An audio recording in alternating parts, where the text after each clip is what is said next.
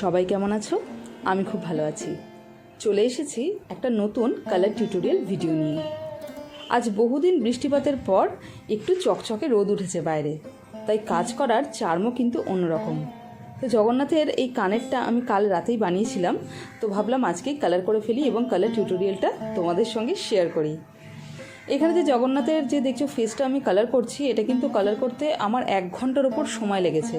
কারণ এই চোখের কাছে যে কালারগুলো আছে এটা প্রচণ্ড সূক্ষ্ম কাজ, এবং একটা কালার শুকোলে তবে আরেকটা কালার দেয়া, তো বেশ সময় সাপেক্ষ ব্যাপার। তাই আমি ভিডিওটা একটু ফাস্ট ফরওয়ার্ড করে এবং কাট করে করে তোমাদের কাছে তুলে ধরেছি। আশা করি সেটা দেখে বুঝতে পারছো যে কতগুলো লেয়ারে আমাকে কাজ করতে হয়েছে।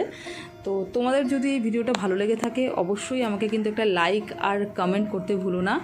আর এর আগে আমি যে জগন্নাথের পেন্ডেন্ট এবং ইয়াররিংটা বানিয়েছিলাম সেটা কিন্তু আমি নিজেই পরে ফেলেছিলাম, মানে শুধু ইয়াররিংটা। তাই এইটা দেখে আমাকে তিনি যখন আমাকে অর্ডার করেছেন, তো আমি বলেছিলাম যে আমার জাস্ট কানের দুলটা বানাতে যতক্ষণ সময় লাগবে তো ততক্ষণটাই আমার একটু টাইম দিও, তো আমি তার মধ্যে দিয়ে দিতে পারবো। তো আজকে যেহেতু রোদ উঠেছে তো আমার কাজকর্ম তাড়াতাড়ি হয়ে যাবে। কালারটা শুকোতে আমার একটু যেহেতু সময় লাগছিল এই কদিন বৃষ্টিপাতের জন্য, তো সেটা আজকে একটু তাড়াতাড়ি হয়ে যাবে। তো তোমরা জানিও অবশ্যই যে আমার কাজটা কেমন হয়েছে।